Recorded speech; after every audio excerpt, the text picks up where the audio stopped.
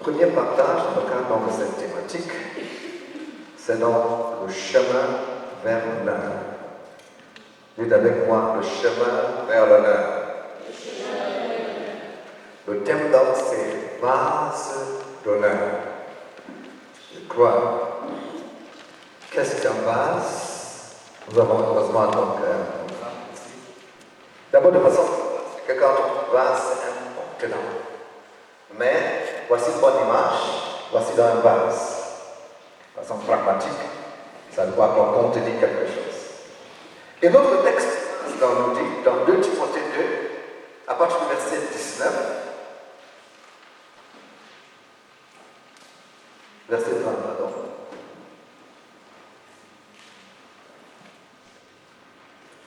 Et si nous lisons à partir du verset 19 pour mieux comprendre, il est écrit: néanmoins, le solide fondement de Dieu reste debout, avec ses paroles qui lui servent de sceau. Le Seigneur connaît ce qui lui appartient. Et quiconque prononce le nom du Seigneur, qu'il s'éloigne de l'iniquité.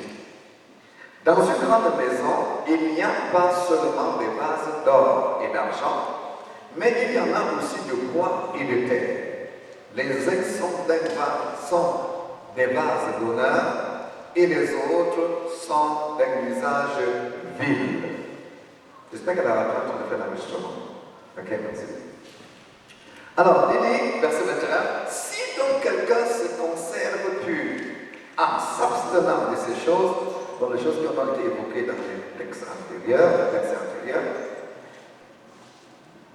il sera un vase d'honneur, sanctifié, utile à son maître, propre à toute bonne œuvre. Je peux dire amen. Alors ce texte nous fait comprendre que dans une grande maison, il n'y a pas seulement des vases d'or et d'argent, mais il y en a aussi de bois, de terre et n'importe quelle qualité. Et la Bible va nous dire qu'il y a un certain nombre de choses que quelqu'un doit faire pour pouvoir être qualifié comme vase d'honneur ou alors demeurer comme vase d'usage vil, c'est-à-dire inutile. La maison, c'est quoi? La maison, c'est pour Dieu, en fait, c'est le monde entier. Hein? C'est lui qui nous a créés. Et ainsi, tout être vivant est un vase. Mais seulement, il dit donc que chacun a quelque chose à faire pour être soit un vase utile ou un vase inutile. Pendant les 3 jours que nous allons passer ensemble, nous voulons examiner ce qu'il faut faire pour être un vase utile. Vous êtes dans la tranche d'âge où, effectivement, il faut se positionner pour l'avenir. Et d'après ce texte, il y a une forte révélation, à savoir, c'est chacun qui détermine s'il veut être un vase d'honneur ou un vase inutile. Ainsi, par ignorance, il y en a qui s'engagent dans un monde de telle sorte que, au finish, ils ne sont pas des vases d'honneur. Dieu ne les utilise pas là où ils doivent être, ils ne se positionnent pas là où ils doivent être, et leur vie finit par être une perte. Donc, pendant que nous prions pour le thème de cette année, nous avons pris à cœur de traiter de cela afin que nous nous préparons pour un avenir radieux, un avenir excellent, un avenir glorieux. Donc, nous voulons voir le chemin pour arriver à une vie honorable, à une vie glorieuse. Nous allons voir quelques traits caractéristiques de ce vase d'honneur. En fait,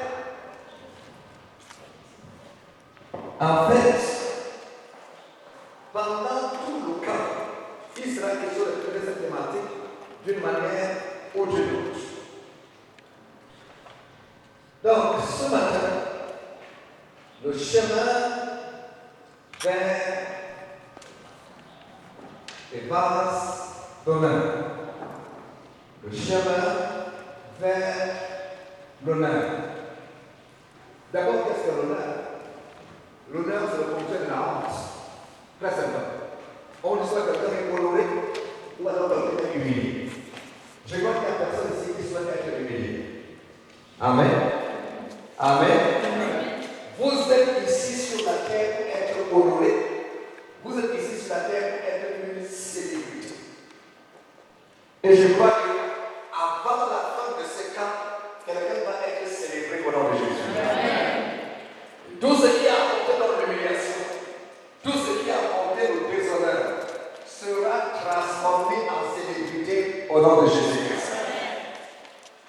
Nous allons voir la nécessité pour nous de pouvoir prendre notre place afin d'entrer dans cette dimension de base d'honneur. Donc, la première chose qu'il faut retenir, c'est que pour entrer dans cette vie d'honneur, il est question que je prenne ma place en tant qu'enfant de Dieu. Le fait de devenir chrétien contient une dimension que plusieurs n'ont pas compris. Devenir chrétien, ce n'est pas seulement chercher à échapper à l'enfer. Mais Dieu veut nous façonner de telle sorte que notre passage sur la terre ne soit pas inaperçu. Et je déclare la vie de chacun de nous ce matin que votre existence sur la terre ne sera pas inaperçue. On saura que vous êtes là au nom de Jésus. On remarquera votre présence au nom de Jésus. Votre départ dans plusieurs décennies sera en fait une grande perte pour la société au nom de Jésus. Il est donc question de comprendre ça. Premièrement, donc, qu'est-ce qu'il faut faire? Les bases d'honneur. Entrer donc dans cette vie d'honneur, réellement, première chose, c'est que nous devons comprendre qui nous sommes. 1 Pierre chapitre 2, le verset 7. 1 Pierre 2, le verset 7 nous dit ceci. L'honneur est donc pour vous qui croyez. Mais pour les incrédules, la pierre qu'on rejetait, ce qui bâtissait, est devenue la principale des langues, et une pierre d'achoppement, un rocher de scandale. La Bible dit que pour vous qui croyez, l'honneur vous appartient. Amen. Amen.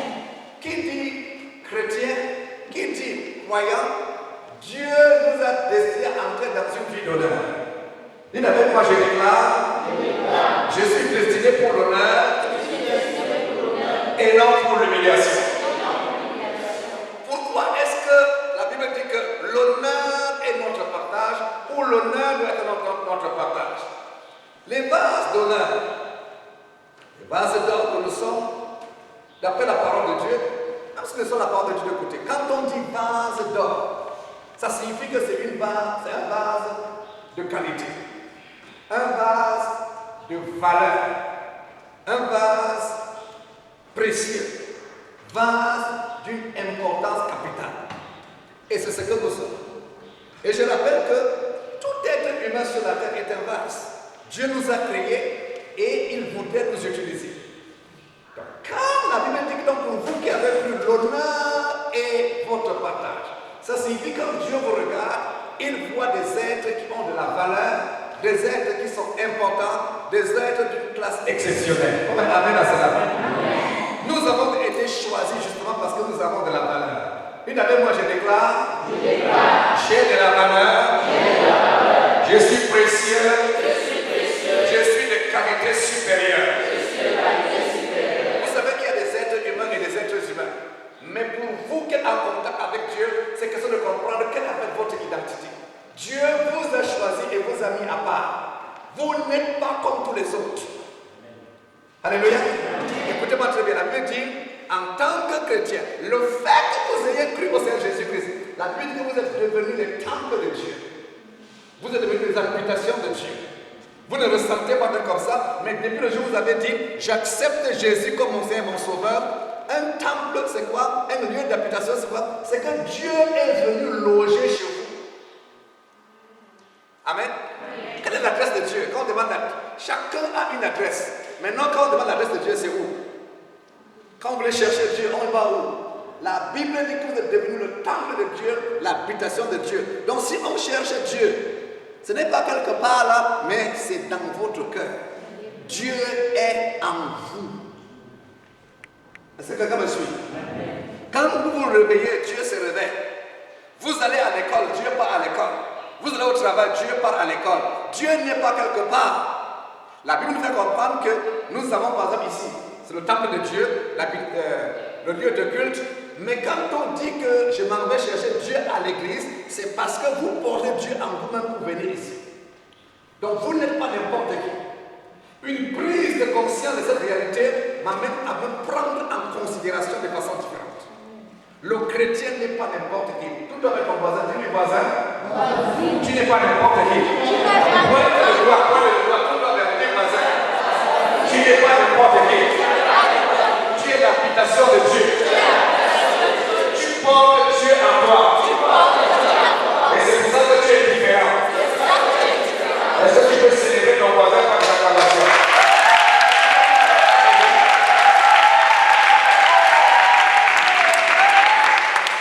Amen. Dans 1 chapitre 4, le verset 7, il dit, la fin de toute chose est proche. Soyez donc sages, sobres, pour vaquer à la prière. Vaquer à la prière est important pour que nous puissions maintenir le standard. Dieu nous a choisis. Donc nous sommes précieux. Nous sommes d'une très grande valeur. Nous avons une très grande importance, de telle sorte que nous ne devons pas nous mépriser. La Bible dit que pour nous soyons des chrétiens aujourd'hui, c'est parce que Dieu nous a choisis. La Bible dit que nous ne pouvons venir à lui sur le Père de la terre. Si un jour vous avez ressenti cette nécessité quand on vous a prêché et que vous avez dit j'accepte Jésus, c'est parce qu'il y a une attraction divine. Et on ne choisit pas n'importe quoi. Quand je fais un choix, c'est parce que je veux prendre ce qui est précieux, ce qui est plus important. Amen. Amen. Le point capital ici, c'est que vous devez comprendre que vous n'êtes pas devenu chrétien au hasard. Il y a un choix sur vous. Et quand il y a un choix sur vous, c'est parce qu'il y a des projets supérieurs. Vous n'êtes pas devenu chrétien au hasard. Même s'il y en a peut-être que leurs parents crurent ainsi de suite, mais ce n'était pas une obligation pour que vous soyez chrétien aujourd'hui. Mais c'est parce que la main de Dieu était sur vous. Amen. Alléluia. Dites avec moi, je déclare, j'ai été choisi par Dieu parce qu'il a un grand projet pour moi. Alléluia.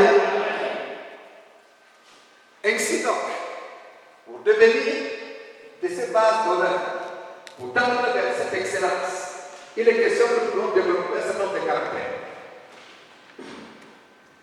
D'après le rêve de Dieu, lorsqu'on vous voit, lorsqu'on vous examine, il y aura une seule chose qui vous caractérise: l'honneur.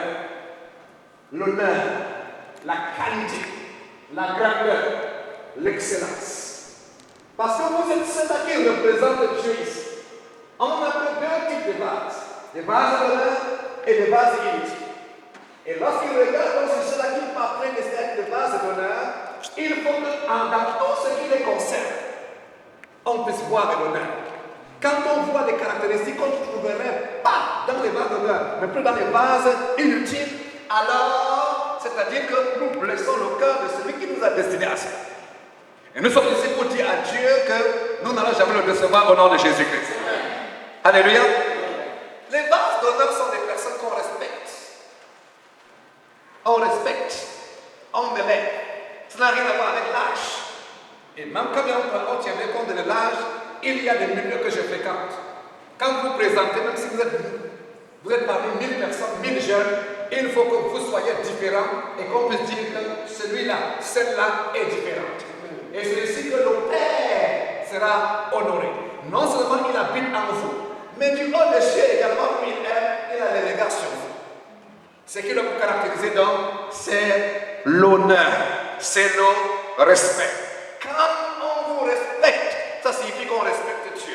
La grande question c'est, comment faire pour être respecté? Et d'abord, moi je suis décidé pour le respect. Non, je n'attends pas vos voix. Amen. Première des choses que nous allons examiner, c'est que nous sommes précieux. Nous avons de la valeur et nous devons être des personnes honorables. Deuxième chose, la Bible fait comprendre que Nous sommes destinés en tant que vase d'honneur, ou alors caractéristique de vase d'honneur, c'est d'être la tête. D'être devant.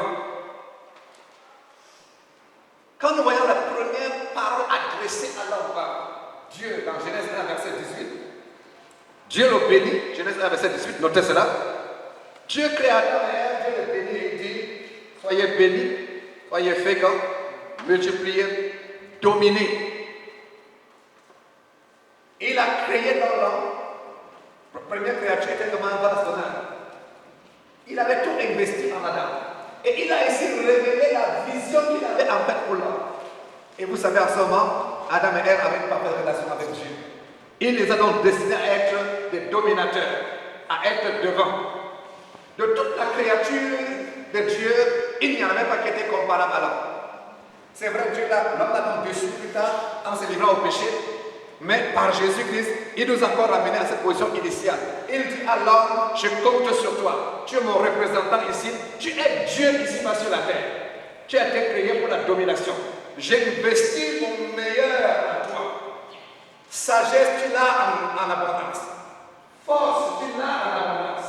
Capacité divine, tu l'as en abondance. Pourvu que partout où tu es, tu puisses être dominateur, tu puisses être devant, tu puisses être honoré. Ah, quand tu es honoré, alors je suis honoré. Aujourd'hui donc, par Christ, Dieu nous amène à notre position initiale. Amen à cela. Amen. Donc, vous êtes destinés à être célébrés. Quand vous pensez à votre vie, pensez à votre destinée, c'est la gloire, c'est l'honneur, c'est une célébrité. Dieu s'est investi en Adam et il a fait de lui la tête. Il dit, sois le dominateur. Sois la tête. Quand on te voit, on puisse dire Alléluia. Et c'est ce que nous sommes destinés à être aujourd'hui parce que nous sommes des véritables fils et filles de Dieu. Dites avec moi, je suis vase d'honneur, créé pour être célébré, créé pour être honoré, au nom de Jésus-Christ. Vous savez, Satan trompe les gens du matin pour leur dire, venez travailler avec moi, je vais vous donner de l'honneur, je vais vous élever, alors que Satan lui-même n'a rien du tout. Satan n'est qu'un voleur, il n'est qu'un destructeur. Et c'est parce que justement, beaucoup de personnes, pas seulement les jeunes, n'ont pas compris ce que Dieu a préparé pour eux, préparé pour elles. C'est ainsi que plusieurs vont faire alliance avec le diable, faisant des choses du diable, croyant ainsi être honorés alors qu'ils sont complètement enterrés. Même dans la jeunesse, il y en a par exemple dans le domaine de la musique qui commencent bien à servir Dieu, à être avec le Seigneur, et puis le diable leur dit non, si tu fais plutôt la musique du monde, si tu es plutôt avec moi, tu vas être honoré et exalté, alors que c'est pour les enterrer et finir avec eux en enfer. La Bible dit que nous avons été recréés pour une vie de gloire et une vie d'honneur. Et je parle à la vie de quelqu'un ce matin, ta destinée sera une vie glorieuse. Tu vas être célébré dans ta génération. Ta génération parlera de toi. Non, ton amen est très chétif. Dites avec moi, quand je dis vase, vous dites d'honneur. Vase. Vase. Ici c'est là-bas, vase. Ici vase. Ici vase. C'est l'amour pour notre destinée.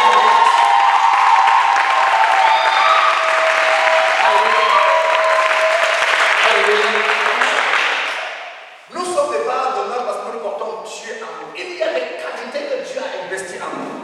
2 Corinthiens 4, verset 7. L'apôtre Paul dit, nous portons ce trésor dans les vases. Disons ça ensemble. 2 Corinthiens 4, le verset 7, il est écrit, nous portons ce trésor dans des vases de terre afin que cette grande puissance soit attribuée à Dieu, non pas en nous. Paul dit ici qu'il est porteur des trésors. Vous êtes des porteurs des trésors. Dites avec moi, je suis porteur des trésors. Quel est ce trésor? Tout d'abord, vous portez Dieu en vous-même. Dieu habite en vous. Vous portez le don du Saint-Esprit. Vous portez l'onction de Dieu. Vous portez la puissance de Dieu. Vous êtes devenus un avec Dieu. La Bible dit que vous êtes des dieux. Pourquoi? Parce que Dieu habite en vous. bien entendu, il n'est pas que vous êtes semblable à Dieu, mais Dieu, il a dit qu'il nous a créés de peu inférieurs à lui. La Bible dit dans le livre de la Genèse, faisons l'homme à notre image, à notre ressemblance. Vous avez été créés à l'image de Dieu, à la ressemblance de Dieu. Vous êtes la photocopie de Dieu. Et quand Dieu vous voit, il est fier parce qu'il y a des êtres qui lui ressemblent. Et maintenant, il s'attend à ce que vous vous comportez de cette manière. Vous êtes des honorables, vous êtes des excellents. Il avait dit à ton voisin honorable. Vous ne croyez pas ça. Dieu, toi, on dit honorable, bonjour. Dis à ton voisin, c'est bonjour. Parce que Dieu lui-même est en vous, vous êtes destinés à faire des choses extra, des choses merveilleuses. Amen à cela. Est-ce qu'on peut acclamer le Seigneur? Wow.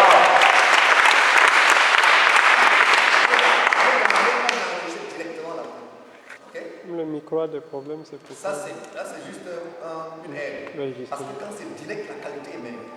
Ça, c'est juste une aide. Ok, d'accord, pas de souci. Très bien. Donc, la Bible nous fait comprendre que c'est là notre destinée. Et alors, si nous portons ce grand trésor, la divinité en nous, cela signifie que nous sommes importants. Il avait moi, je suis important. Vous êtes des jeunes d'influence, destinés à influencer les autres, à impacter les autres. Il avait moi, je suis un jeune d'influence. Vous êtes des jeunes distingués parce que Dieu veut que partout où vous allez, vous soyez différents. Différents parce que vous êtes les seuls qui connaissent Dieu. Et en tant qu'ambassadeur du ciel, vous révélez le caractère de Dieu, le mode de vie du ciel, la culture du ciel, la façon de penser de Dieu. On ne connaîtra pas ça ailleurs, sauf à travers les vases d'honneur. Non, ton amen est à la tuberculose. Ça commence à venir. Vous êtes là pour révéler la culture du ciel. Comment les choses se passent au ciel. Comment les gens vivent au ciel. Comment les gens pensent au ciel. Comment les gens se comportent au ciel. Quand on veut avoir des informations d'un pays, on va chez l'ambassadeur, chez madame l'ambassadrice. Alors, quand on veut connaître des choses du ciel, du paradis, de la divinité, on va chez qui? On va chez Bernadette, on va chez Jean, on va chez Jacqueline, on va chez vous pour savoir comment ça doit se passer. Le Seigneur. Alléluia. Alléluia. C'est cela, être vase d'honneur. Donc, deuxièmement, non, c'était non, sur la tête. Troisièmement, c'est que nous sommes des célébrités. Quatrièmement, nous devons faire la différence. Les vases d'honneur sont des vases qui font la différence. Destinés à vivre différemment. On n'est pas obligé de suivre la masse. Pourquoi? Parce que nous avons des informations qui viennent d'une autre source, qui viennent d'ici. Destinés à être différents. Destinés pour la gloire, destinés pour le bien, destinés pour la réussite. Alléluia. Cinquièmement, les vases d'honneur sont destinés à briller. Quand on voit un vase d'or, tout de suite ça flamme. Amen. Amen. Donc Dieu vous a destiné pour briller. Que signifie briller? Briller signifie avoir du succès. Et je voulais parler de quelqu'un ce matin. Avant la fin de ce camp, tout ce qui avait contribué à t'amener à être inaperçu, à être enveloppé, à être sous le noir, pour ne pas lever la tête, je déclare que toutes ces oppressions partent au nom de Jésus. Le succès va être votre partage au nom de Jésus. Ce ne sera pas le produit de vos efforts, mais parce que vous aurez compris à quoi Dieu vous destine. Sa grâce va surabonder dans votre vie et vous serez surpris de transformation au nom de Jésus. Je prie que toutes les vies soient transformées par ce séjour au nom de Jésus-Christ. Je prie que vous soyez bons, que la gloire de Christ commence à se manifester en vous et à travers vous au nom de Jésus-Christ. Alléluia. Alléluia. Dites avec moi, je déclare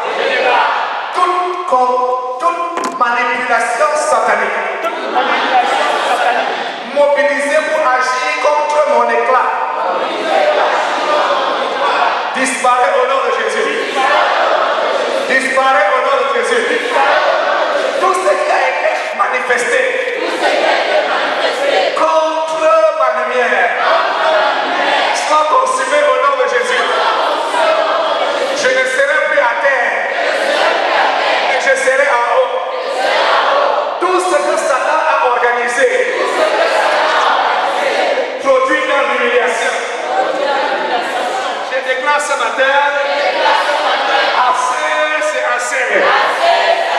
À partir de ce temps biblique, ma vie manifeste la gloire.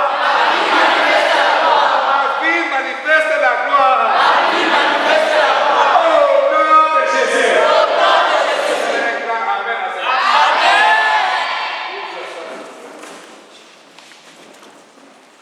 Les bases demeurent. Sixièmement,